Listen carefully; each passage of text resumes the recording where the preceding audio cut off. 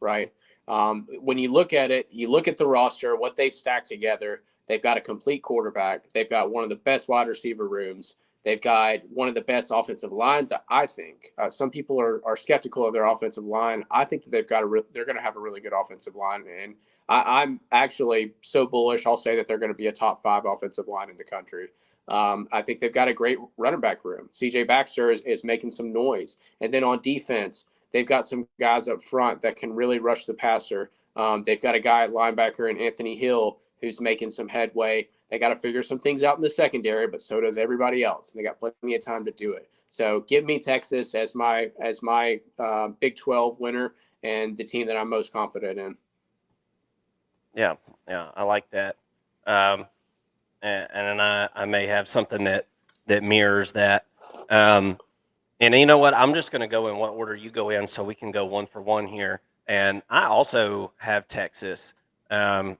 Texas, to me, and we all have said it several times about either Texas or Miami, right? They're back. They're not back. They're back. Well, they haven't been this talented on the line in a long, long, long time. It's been since their national championship team, like back in the early 2000s. And I don't even think that compares. So Quinn Ewers is way more comfortable this year. This guy, I think, has really, really high upside. And I think we already kind of saw his floor. So and I don't think we're going to see it again. I think we're going to see closer to the ceiling for the rest of the time for Quinn Ewers. But I can't go without talking about that awesome wide receiver room, though. I mean, Xavier Worthy, Jordan Whittington, A.D. Mitchell, Isaiah Nair.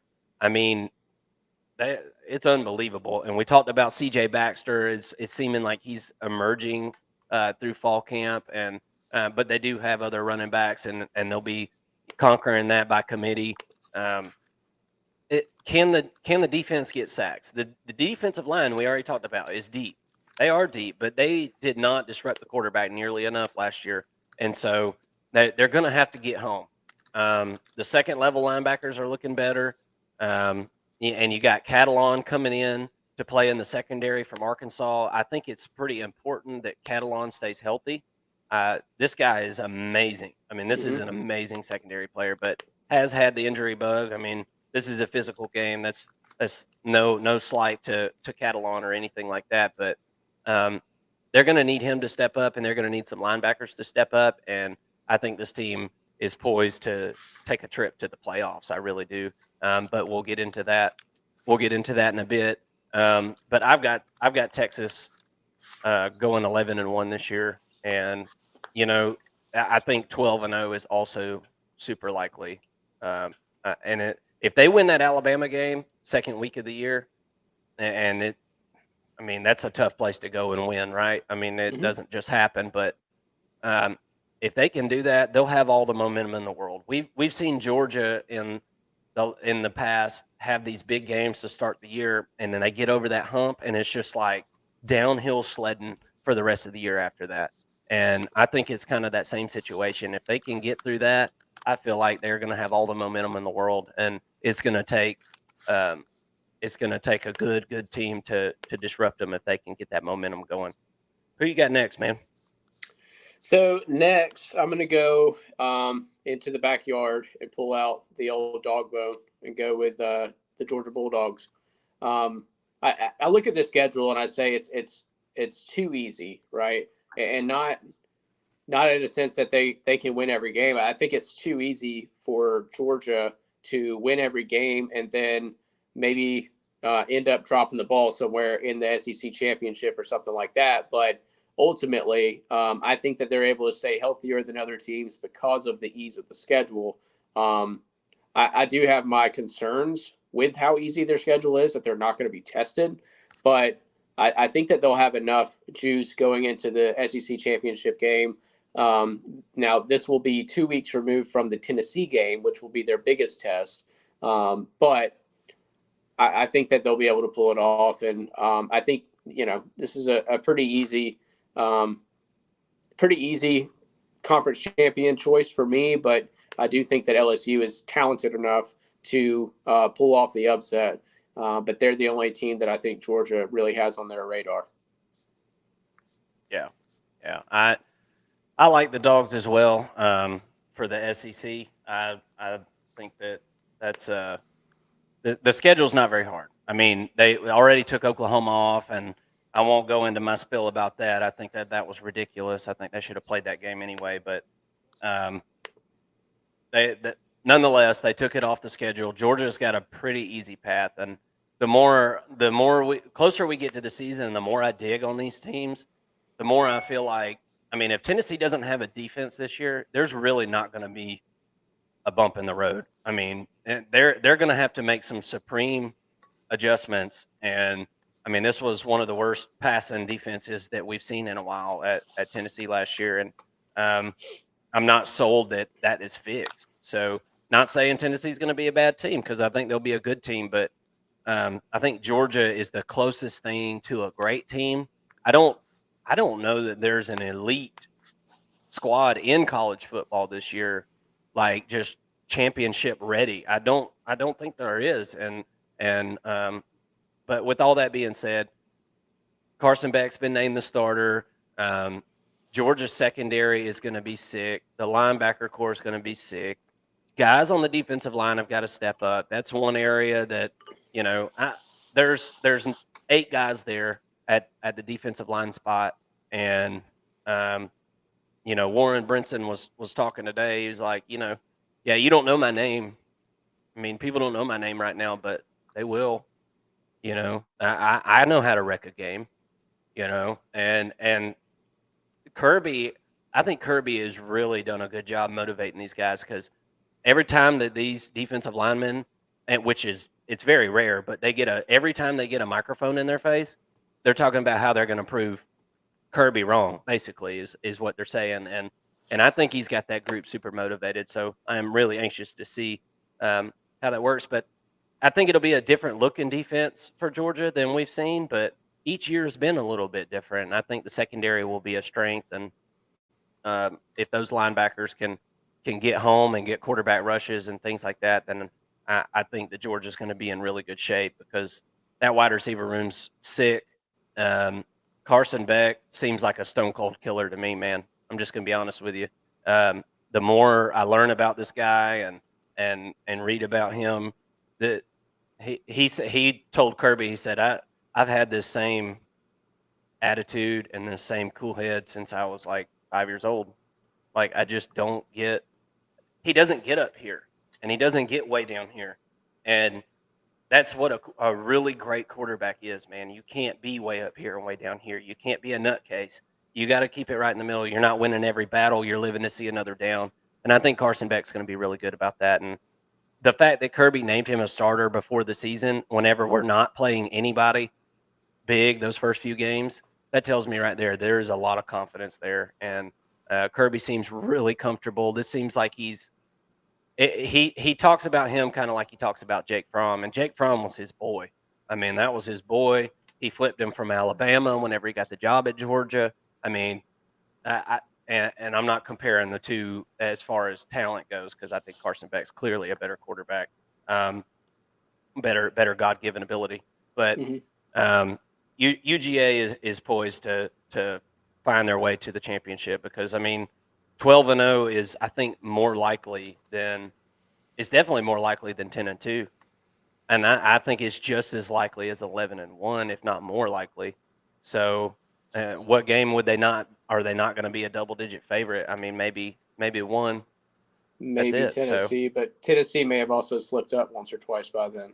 Yeah, so. It wouldn't surprise me at all. So I don't know, man. I'm thinking Georgia's on a collision course with the playoff. We'll see whenever we get to those predictions. Who you got next, man? So I take it you're going with Georgia as the conference champion, right? Yes, sir. Okay. So next up, the team that I am right in the middle of who I'm most confident in is Clemson, winning the ACC. So to me, this is a coin flip between Clemson and Florida State. I think that Dabo has done a great job of managing his roster and thinking long term here. So last year he could have just kept DJU in the whole season, right? But he decides to let Cade Klubnik take over after after DJU's noted challenges that he faced on the field. Um, so he decides to pass it off to Cade Klubnik, and now he's stepping into the season with a few throws under his belt. He's run the offense, he's got some drives, and he's moved the sticks.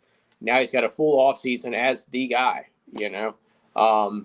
On top of that, they bring in, they had issues with offensive coordinator, which was really their biggest issue. It wasn't DJ, but he addresses that, and he goes and gets the number one offensive coordinator on the market in Garrett Riley. Um, I think that the install may be tough there, but I also think that Garrett Riley has a lot more weapons to work with than he had at TCU. So perhaps with the expanded roster and the elevated talent level that he has, he's able to do something with these receivers because the receivers that Clemson has recruited over the years are talented. They're just kind of like all in that same mold. They're all kind of big and fast, but not necessarily twitchy. They don't have those slot receivers. But really, what it comes down to though for me is on the defensive side of the ball. I think that they're just going to be better than everyone else in the ACC, and it really starts up front.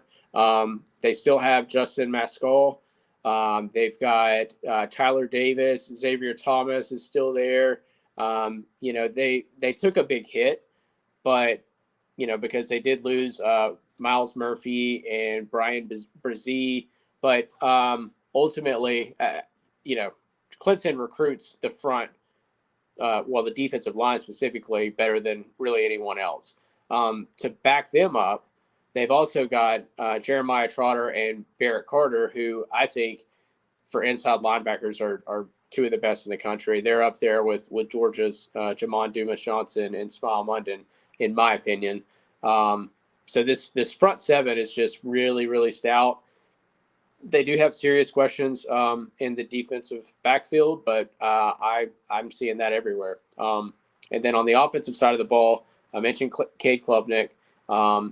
They're thin at receiver, but I think that they do have some good ones. And Will Shipley, I think, is one of the best running backs in the ACC and one of the best that Clemson's had in a long time, really. And he's going to have actually Clemson's best offensive line in a long time to run in front of. So it could add up, and it could be a really good season for Clemson. But I have a feeling that they're going to get back to what we're used to seeing from Clemson, and I have a feeling that Florida State is going to have a little bit of a step back here from what everybody is expecting and what their expectations are. Yeah, I agree with you. I think that I don't think that that's a bad bet at the ACC. I think it's about 50-50 between them and Florida State. I really do. And with that being said, I'm going to go with Florida State because I just got a feeling this year, and they have a ton of transfers, so I feel like it's kind of a risky take. I feel like because you just don't know, man. It doesn't always translate. Everybody doesn't fit in everywhere, but you just look at this offense, man. I mean, the Jordan Travis, Keon Coleman, Johnny Wilson, Trey Benson. I mean, these guys they're just got some killers, man. I mean, they are crazy and just tons of production and snaps back again this year too. So it's not only do they have headlining names, but they've got a ton of the other guys back. They got a bunch of snaps last year. These guys played at other places last year and got a lot of snaps. You bring in Jared Verse, somebody who had 9 sacks last year. I mean, this is like a top 5 pass rusher in the game. You lose Jamie Robinson, but everyone else is back in the secondary. All 3 levels look deep. Florida State last year, it was weird. Their ceiling was high. They had moments, right, where it looked excellent, and then their floor was low, and it was just like, what was that? I mean, you just gave up 240 yards rushing. I mean, it didn't make a ton of sense. It really didn't. But I think that's kind of maybe the woes of getting a program to that next level. And I think that they can. I think that they can do that this year. I wouldn't be surprised though to see them win the ACC with 2 or more losses. Though Hmm. I I don't foresee Florida State making it. I don't foresee anybody in the ACC making it to Charlotte with only 1 loss. Maybe whoever wins the Clemson Florida State game, but in my opinion, I feel like Clemson could beat Florida State in the regular season, and then these teams face off again, and Florida State win the ACC championship. I could almost guarantee they're going to play twice. Yeah. And when we see these rematches, other than Oregon, uh, who was it? Oregon and was it Utah. Utah? Hmm. Yeah, man, I bet money. I bet money on them 2 games, man. I'm like, Those I'm were bet. back to back. That was what was Yeah, so strange. yeah, and I'm like, I just was like, Oregon's going to win, get absolutely shellacked, and then they go to play again. I'm like, well, they won't do that again. It was a bad day. Put some money down, shellacked again. I mean, Hmm. it's just unbelievable. But Everybody when fell we've for that one. Man, I mean, because usually, like Georgia and Auburn back in 2017, Georgia goes out, loses to Auburn at their place, and got spanked pretty good actually, and then Georgia turns around and beats them 28-7 or whatever it was in the SEC championship, and it was Hmm. just like, all right, Georgia's already seen this song and dance, so I could definitely see something like that playing out, but kind of like we were talking about before. Florida State has one of those momentum games, and if they can figure out a way to beat LSU again this year in week 1, then it'll be off to the races for them. I mean, it really will. But in my opinion, I see them losing that game week 1, um, and then maybe losing to Clemson during the regular season, and then avenging that loss in the ACC championship and finishing 11-2. I think that's the most realistic outlook for Florida State this year, and that would be a great year. That would mean that things are going in the right direction at Florida State. And um, whenever I was coming up in football, Florida State they were a perennial powerhouse, and I would not mind seeing that happen again. And I know the ACC would absolutely love it and need it. So for the ACC, I've got Florida State, and they've got my pick this year. And who you got next, Bo? So next, I'm going to go across the country to USC. I've got them winning the Pac-12 this year. I'm pretty high on USC, but not high enough to think that they're just going to walk away with this one. Um, I do think that USC has a really, really good offense, but I think that their defense gets them in some trouble in some games. I think that this is another really exciting, and look, this is the last time that the Pac-12 will exist. This is the last season that, as we know it, the Pac-12 Yeah. is going to exist. So this is their swan song, and I think it's going to go out with some fireworks. I think that this is going to be a really fun conference to watch. I think that Oregon is tough as nails. I think that they've really got it going on up front on both sides of the ball. I think that Oregon to me is a more balanced program, and they're really the ones that I look at, and I still think kind of like in the ACC. I think that this is I'm going to say 50-50, but I also think that that's not fair because I think that Washington has something to say about that. I think Utah says, "Hey, we've won it the past 2 years." I, it's going to be an interesting season, and um, I think that it's going to come down to USC or Oregon, personally, because I think that they've developed the rosters better. You're going to see a year or two bump from both of these head coaches, and it's going to reflect on their roster and on their team.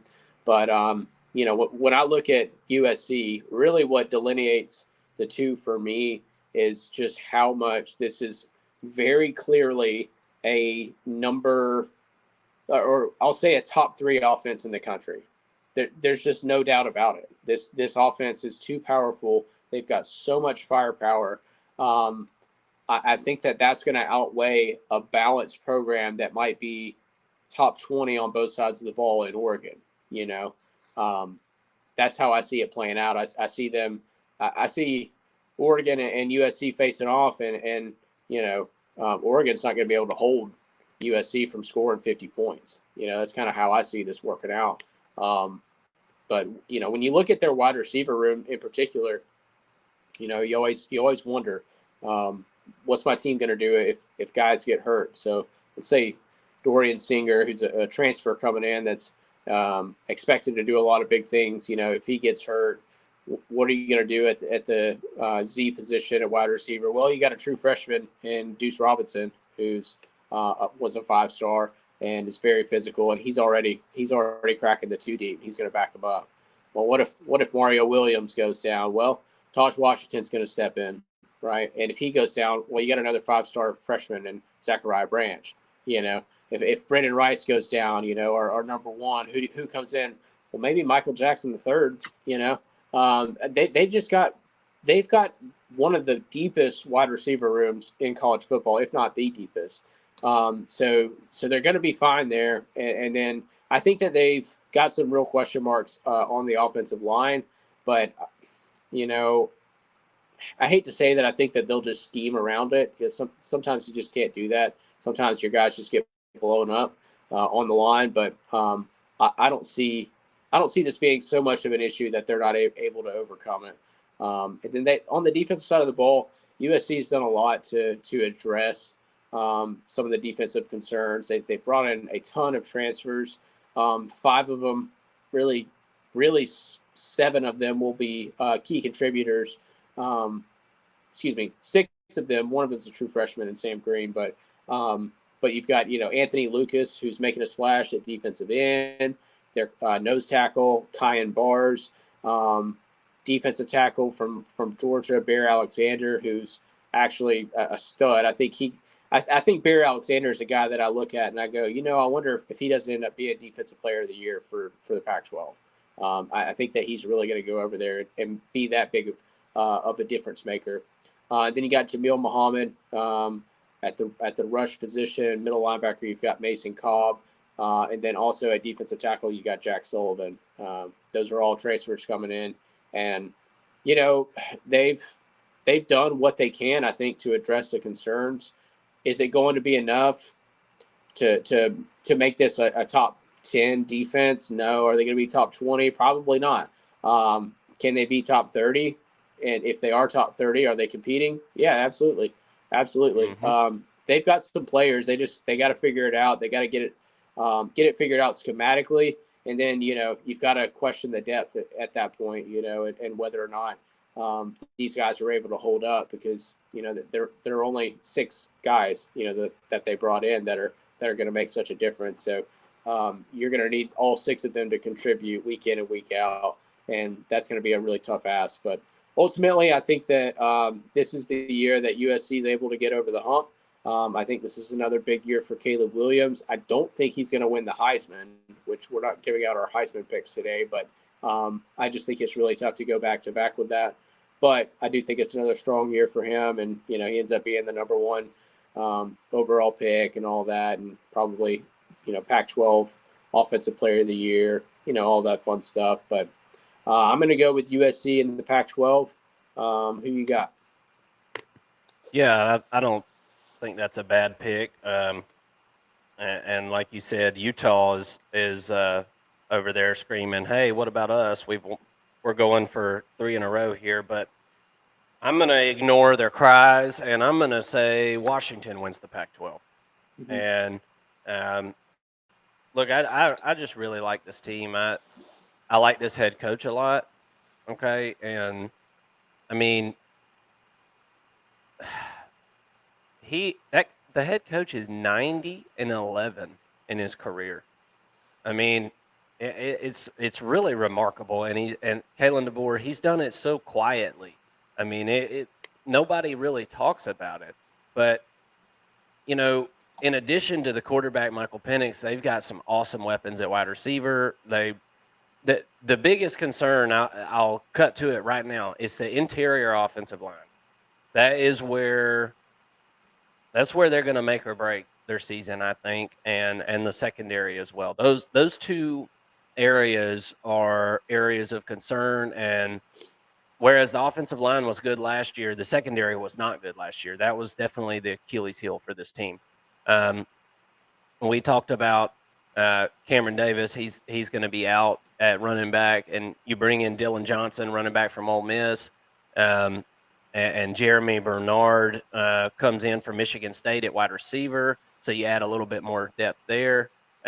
So I like the offense a lot. Braylon Trice is a very good edge rusher. This dude had 67 quarterback rushes last year. And Zach Durfee's coming in to play defensive line. Um, so it's got pieces. This team has got pieces. Overall, I think that this team is more built to beat these Pac-12 teams than any of the other Pac-12 teams. Mm. I feel like physically on the lines of scrimmage, they were different last year, and it really caught my eye. And if it wasn't for a couple of, I mean, let's be real, they lost a couple of games that they shouldn't have lost last year, to be honest, um, and really finished strong. I I like this team a lot. I like this head coach, as I said, and I've just got that gut feeling about them this year. I feel like they're built to win the Pac-12 title this year, and there's got to be something that sets these teams apart. And I think USC is their offense. I think that's the best offense in the Pac-12. Um, Oregon, I feel like, is the closest thing to Washington out there. I feel like they're kind of alike, but I feel like Washington is going to be better on the defensive line, and Oregon, that defense just didn't look good to me last year. And I know it was the first year, under a new head coach, and you got guys coming in, but they had NFL talent at linebacker last year. I mean, they really did. Um, so anyway, it's probably a tougher system than what they've ran in the past over there, and that's probably why. But overall, like I said, I've got Washington, and I want to just kind of give them their due and kind of go over the schedule here for just a minute. They start off with Boise State, and I thought that was pretty interesting. That's going to be on ABC. It's a 3:30 p.m. game. Um, so everybody's going to be able to see that, and it's going to be during the daytime. So we got lucky on that, and I can't. We'll get a good look. And this is not Boise State's never a pushover team. And then you've got Tulsa, you got Michigan State, Cal, Arizona, Oregon, Arizona State, Stanford, USC, Utah, Oregon State, Washington State. It's a tough schedule. I mean, there's no doubt about it. You've got, let's see, you're 1, 2, 3, 4, 5 games before you get your bye, and you get your bye right before you play Oregon. You get Oregon at home. You got to go to Southern Cal, and you got to go to Oregon State at the end of the year. And you're at Arizona. You go to Michigan State early in the year. I don't think Michigan State's going to be very good. Neither one of us have them ranked in our top 25, so we obviously don't think so either. I don't think this is. I think it sets up pretty decent, about as decent as you can expect. The easiest schedule in the Pac-12 is UCLA. There's no doubt about that. But I would say that this one right here, as far as the home and away games, you could honestly afford to lose the game at USC. You just can't trip up in the games that you're supposed to win. That's going to be the name of the game, because nobody's making it undefeated through the Pac-12 this year. I don't think. Mm-hmm. Not in the. I don't think anybody's making it out unscathed, and so therefore it's going to take somebody in the Pac-12 finishing the regular season with one loss. Two teams probably finish each with a loss, and then one of them's going to knock the other one out right out of the playoff, and then the other one is going to depend on what the ACC's got going on. I think. as far as getting in the playoff and things. But it wouldn't surprise me either to see uh, a two-loss Pac-12 champion. I wouldn't be surprised to see that either. There's a lot of good talent out there in the Pac-12 this year. It's a shame that they couldn't get their act together and hold that thing together. But um, I've got Washington this year. Come on, dogs, don't let me down. That's right. So I guess I'll kick it over to the last, but certainly not the least. Very top-heavy conference in the Big Ten. Um, I know a lot of people are picking Michigan. They're my preseason number 2 team. I think that they're a totally loaded team, but I think it's just really, really hard to beat Ohio State, your rival, 3 years in a row. I think that they've gotten away with it 2 years for two years now, and I think that this is the year that Ohio State comes up and is able to get them. I think this game's in Ann Arbor this year, actually, so they get a little bit of a revenge game in here. And I'm just really, really high on Ohio State this year. I think that they were super close last year to winning the national championship. Really should have beat Georgia, and if they had beaten Georgia, they would have won the national championship. Let's be honest. So, yeah, I think that oftentimes in sports we see a team that gets really close, and then the next year they get a little bit closer. Then the next year they finally get over the hump. We see that in a lot of sports, and in college football, it's really no different. You know, you've got to build the culture, right? And to have a winning culture that goes in to these playoff games and makes it to the playoff games. Well, then they finally win a playoff game, and then they get over the hump and win the national championship. That's kind of how it works, and I think that this is the year that that Ohio State makes the playoff again. And it. Let me just say this: Ohio State and Michigan both need to win a playoff game, right? One of them's going to do it this year. I think Ohio State's going to be able to at least win the Big Ten to start with, and you know it really starts with their wide receivers, right? It's the probably the best unit year in and year out in college football. Marvin Harrison, who's probably the best player in college football, if I'm honest. Julian Fleming, who's no slouch either. I mean, Emeka Egbuka, you know, he was an absolute playmaker in the playoffs last year, and has a 6 spin move, as we saw several times throughout the season. They've got some serious concerns on the offensive line, and I'm not sure if they're going to be able to really overcome these and have a perfect season, but I think that ultimately they do overcome them. And then we've got this quarterback battle going on, and as we mentioned at the top of the show, I think that Devin Brown's emergence is actually a good thing. I think that this competition that's going on is going to end up really paying off at the end of the day for the Buckeyes, and I'm really excited to see what he's able to do and where they end up going here. But you know, then you get to running back, and they've got, you know, the 1-2 punch and Williams and Henderson. Williams is a bruiser. You know, he'll run you over. And then Henderson is great coming out of the backfield, catching passes. It's that whole, you know, thunder and lightning combo. And I'm hearing that Travion looks a lot better this year than he did last year. You know, we all saw what he did as a freshman and thought, wow, this guy's going to be, you know, a true Heisman contender. Well, last season he battled a lot of injury, and that didn't really come to fruition. So hopefully he's able to stay healthy, and he should be a playmaker. I mean, he is a playmaker if he's healthy. So we'll see on that front. And then on defense, you know, they have a lot returning, a ton of talent returning. And, you know, they really, at middle linebacker, they get all 3 of their starters coming back. And they still have JT Tiamaloa. I probably messed that up, but the playmaker, yeah, the playmaker as we know him, and he's. I mean, I'm excited to watch him progress again this year. They still have Ransom back there at safety. He decided to come back. Josh Proctor. I mean, they should be able to build on the success that they had last year on defense and maybe take it a step further, right? Can they be a top 20 defense this year? You know, that's kind of the question to me. If they are, then this is a really complete team, and they should. I think that nobody's really going to be able to touch them if they're able to have a really more balanced team than they have in the past. So, what do you think about that, Mark? And where are you going for the Big Ten? Yeah, I like that pick, and I've heard several people pick Ohio State this year over Michigan, and I personally, I guess you can just call me a Michigan man because I mean, can't you tell by my voice that I'm a Midwestern Michigan man? But no, I think I think Michigan is.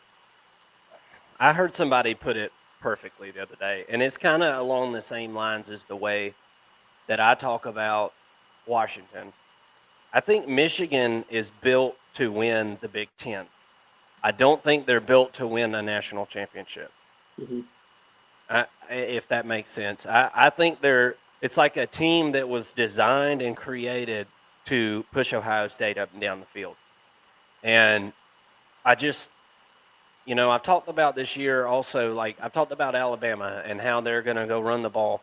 Well, I don't think that you just all of a sudden say, bam, all right, we're now physical, and that's my problem with picking Ohio State right now. Every time they get in a big game, they're not nearly physical enough. They're just not. And it always comes down to the fourth quarter, and then they start getting pushed around. Michigan is still running the ball on them from the fourth quarter. Georgia ran the ball on them and did whatever they needed to do in the fourth quarter. Outscored them 18-3 last year in the Peach Bowl. Though, I mean, they had that game won. They really did. Um, and if they make the field goal, they probably go on to win the national championship. I'm sure, not probably. They definitely would have beat the crap out of TCU. But with all that being said, Michigan is returning J.J. McCarthy. I don't think that J.J. McCarthy is some kind of top 10 quarterback in the country. And, I've seen people go back and forth on this online. Yes, he is. No, he's not. Top 10, top 15. I think he's probably top 25. Yeah. There's a lot of good quarterbacks out there that don't play for nearly as blessed of a situation as J.J. McCarthy is going to play for. This running back room is sick to death. Blake Corum, Donovan Edwards, the best 1-2 punch in college football. There's very little doubt in my mind about that. You got Colson Loveland at tight end. A.J. Barner came in at tight end. Cornelius Johnson will be at wide receiver 1. I don't really, beyond the fact that there's nobody that's going to test them up until, in November, basically. I don't think that there's going to be anybody that can slow down this offense enough and score enough on this defense. They're just a well-rounded team, and they're built from the inside out. And they're almost, it's like an SEC team out in the Big Ten. Like a good SEC team. Um, so I'm kind of stuck on the Michigan thing right now. I think that it's going to be hard for Ohio State to go into their place, and it's going to. It's going to be freezing cold every single time. I'm not trying to pick on Ohio State. I'm really not. But it, anytime the wind is blowing, or it's cold outside, or anything, or somebody gets hurt, it's just like excuses, excuses, excuses. And last year when Michigan went to their place and beat them up real good, um, it was not cold outside. It was like 58 degrees or whatever.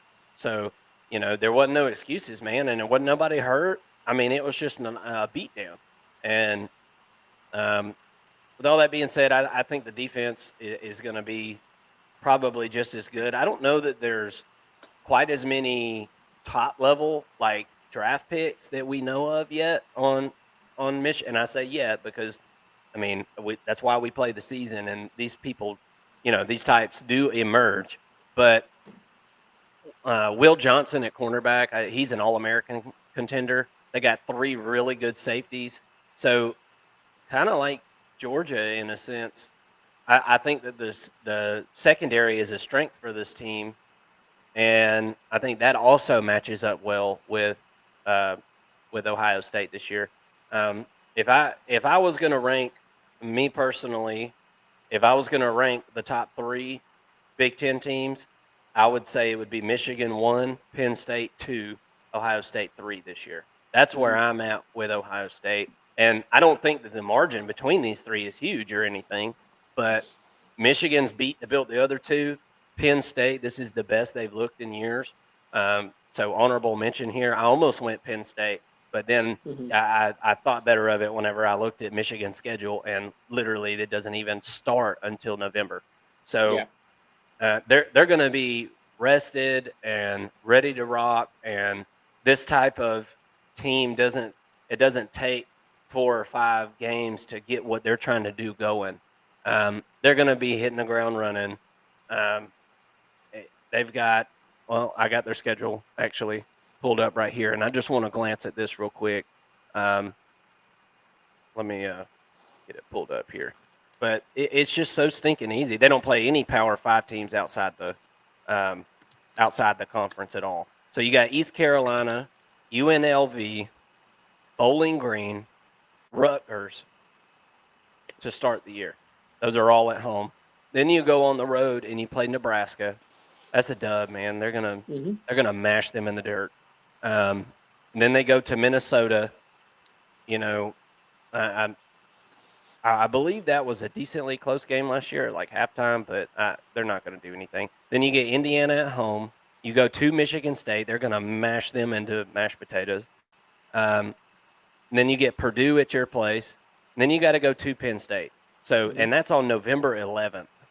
And before the Purdue game, you get your bye week. So they'll be off the week. Georgia plays Florida that Halloween weekend. So they get their bye week, and then they only got 4 games left in the season, and it's Purdue at home, Penn State on the road, Maryland at Maryland, and then Ohio State at home. So quite literally, the season starts November 4th, and basically their season is going to be that in the postseason. So I think that everything really sets up well for them to catch their breath before that Purdue game. And I don't suspect the spoiler makers are going to put up much of a fight there. But if you can beat Penn State, I definitely think you can beat Ohio State this year. That's my opinion, and I'm sticking to it, and I'm sure I'm going to be wrong on some of these, but this is where my gut has taken me, and like I said, I'm sticking to it. You got any comments on that stuff? Yeah, so you mentioned the schedule at the end of the year, November 11th at Penn State, at Maryland, and then they get Ohio State at home. I think Maryland right there is a trap game. Totally. Sure, it is. Absolutely. That's not an easy win at Maryland. They're going to be, man, that place is going to be rocking. And that's Talia Tagovailoa. Yeah. So Pineapple Junior, as Uncle Lou on YouTube calls him. That's, you never know, because there was games last year where Maryland just showed up. They're going to show up for that game. They are. And that's a situation where I look at Michigan, and I think that you and I have Michigan and Ohio State flip, because I see it as Ohio State, Penn State, then Michigan. And I could see a situation where it's so back heavy, if they go to Penn State, and that place is going to be rocking too. But that they go to Penn State and lose that game, then all of a sudden you got to go face Maryland. And now you're sliding, and maybe you lose to Maryland, and now you got to get pumped up to face Ohio State. I could see things really getting off the rails late, for Michigan. I'm not picking that to happen necessarily, but there's at least a chance of that happening. And I do think that Penn State beats Michigan on November 11th. So that's really kind of where I think that Michigan's going to have issues, is they get beat by Penn State. Now all of a sudden there's a chink in their armor. They're vulnerable into the year. I think Ohio State comes back and gets them, and that's the way I see it playing out. I could see also a situation where Ohio State loses to Penn State, and then Michigan beats Penn State, and Michigan loses to Ohio State, or something similar to that, where you got Mm-hmm. 3 losses, each team's got 1 loss, and it could come down to tiebreaker, head to head, stuff like that. I could totally see that happening this year. It Yep. seems like that's going to be a tighter race, and I think that if there was like a 4th team in the Big Ten, I feel like it would be like Wisconsin. I feel like Wisconsin's going to be all of a sudden much better this year. I really do. They've got an interesting little thing going on over there, and I'm a big Luke Fickle believer. Um, and who isn't, right? I guess everybody's pretty high on Luke Fickle, but yeah, man, I like those picks. It's going to be an interesting, very interesting year, and I'm gonna lock these away and put them in the time capsule, and we'll come revisit these and See how wrong we are. see exactly just how wrong we are. it's gonna be an interesting year. It always is, but I feel specifically that this year is gonna be. We're gonna have it all knotted up right there at the end, going into championship weekend, and I think conference championship weekend is gonna really dictate. Um, Probably maybe all 4 playoff spots this year. I don't know that unless somebody in the SEC can go undefeated in the regular season. I guess that might be Georgia. We'll see, um, Mm-hmm. as they've done it 2 years in a row now. Um, with all that being said, who you got going in your Final Four?